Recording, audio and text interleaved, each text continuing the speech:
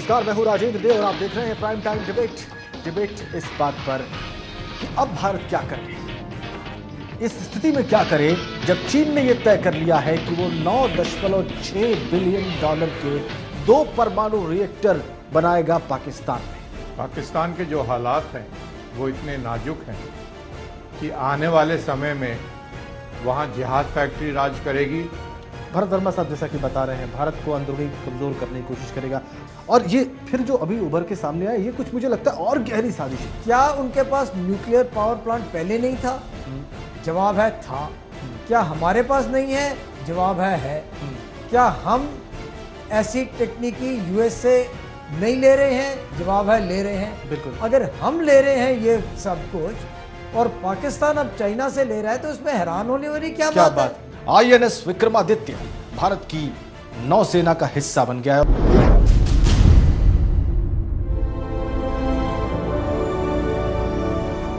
एक पार्टी है आम आदमी पार्टी, जिसके मुखिया है अरविंद केजरीवाल, और ये पार्टी दावा करती है कि वो भ्रष्टाचार के विरोध में है। आम आदमी पार्टी के जो उम्मीदवार हैं देशराज, उनके खिलाफ कुछ संगीन आरोप हैं। आय से अधिक संपत्ति का आरोप है, राशन माफिया का आरोप है, तेल माफिया होने का आरोप है, पिता के देहांत के बावजूद उनकी पेंशन के पैसे लेने का आरोप है, फर्जी BPL कार्ड बनवाने का आरोप है।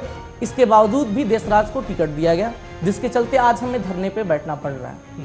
आपने चिट्ठी लिखी, इसका कोई रिस्पॉन्स आया आदरणीय अरविंद जी के नाम पर? अरविंद जी को हम लोगों ने जो चिट्ठी भेजी थी, इसका कोई रिस्पॉन्स अभी तक नहीं आया। आज 67 से 70% मतदान हुआ है छत्तीसगढ़ के उन 2 प्रमुख इलाकों में, उन 8 जिलों में जो देश में सबसे ज्यादा माओवादी हिंसा से प्रभावित है। आज का जो विषय है वो एक कांग्रेस या भाजपाई का विषय नहीं है, ये आज एक देश के लिए एक बहुत नई दिशा का विषय है।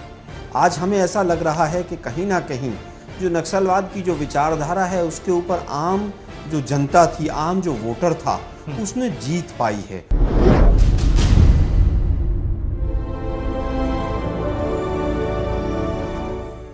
भारत एक विशेष प्रकार के दौर से गुजर रहा है जहां पर आर्थिक संकट की बात की जा रही है, विदेश मामलों में पॉलिसी पैरालिसिस बताया जा रहा है। हम संक्रमण काल से गुजर रहे हैं जो इतनी विकराल कभी नहीं थी हमारे पूरे इतिहास में। इसके पीछे बहुत सारे लोग ऐसा कह रहे हैं कि इसके लिए बाहरी जो फैक्टर्स हैं वो जिम्मेदार हैं। ये कुछ नहीं, सिर्फ बहानेबाजी है। सरकार बहाने ढूंढ रही है।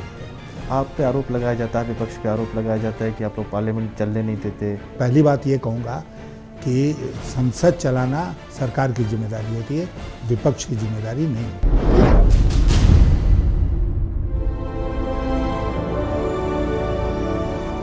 आज हमारे साथ हैं उत्तराखंड के पूर्व मुख्यमंत्री VC खंडूरी साहब। आपको लगता है कि ये मैन मेड डिजास्टर नहीं है, ये पूरी तरह से प्राकृतिक एक आपदा थी? मैं समझता हूँ इसमें प्रकृति का आक्रोश भी है और हम लोगों का जो वहाँ के नागरिक हैं, हमने जो पर्यावरण के साथ छेड़छाड़ किया, दोनों को मिलकर ये काम हुआ। कुछ जगहों पर उत्तराखंड सरकार से जबरदस्त चूक हुई है। जिस प्रकार से घटना चक्र हुआ है, मेरा अपना आंकलन है कि 15,000 से कम मौतें नहीं हुई। तो आपको लगता है कि केंद्र सरकार भी दोषी है, उसने तालमेल नहीं बिठाया? बिल्कुल दोषी है। राम सेतु एक स्थान का नाम है, एक पुल का नाम है जो भारत को श्रीलंका से जोड़ता है, लेकिन सरकार के इरादे इसको तोड़ने के हैं। लेकिन डॉक्टर सुब्रमण्यम स्वामी ने इसके खिलाफ एक लंबी जंग लड़ी है और अब भी लड़ रहे हैं। मैंने शुरू में कहा था कि ये तो धार्मिक विषय है और इसको कोई साधु संत वकील को रख के पिटिशनर बननी चाहिए। मैंने बेटा तलवार निकाली और कहा कि प्यार किया, कोई चोरी नहीं, बाहर आ गई। और फिर जब म्यान में जाती कि घुट घुट कर यूँ मरना क्या, हम तो यूँ ही रहेंगे, प्यार किया तो डरना क्या। एक ऋतु तुम ना चिट्ठा धजता धजता का चिट्ठ धजता का चिट्ठ धजता हृदय का चिट्ठ दा तुम तदा कते चला तुम।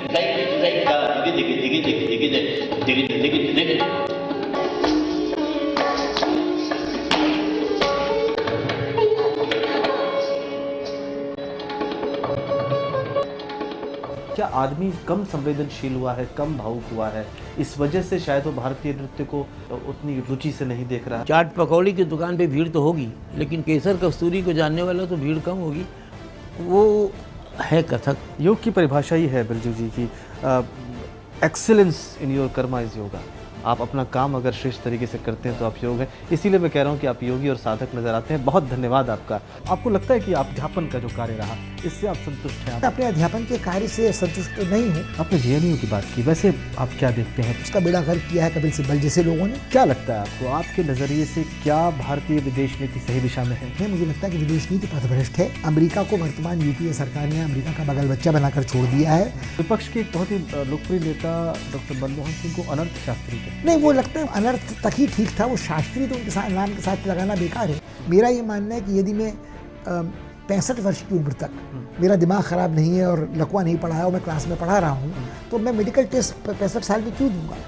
और यदि मैं 65 साल तक वहाँ पढ़ाने के लिए योग्य था, तो अब मैं योग्यता का अगला प्रमाण पत्र क्यों दूंगा कि मैंने पिछले साल कौन सी पुस्तक छपाई है? तो यदि मैं 40 वर्ष से पढ़ा ही रहा था तो मैं पढ़ाने लायक आज भी हूँ। हमारे साथ आज हैं ओलंपिक चैंपियन, रजत पदक विजेता, कांस्य पदक विजेता, एकमात्र ऐसे खिलाड़ी जिन्होंने लगातार 2 ओलंपिक्स में भारत के लिए मेडल जीता है, सुशील कुमार।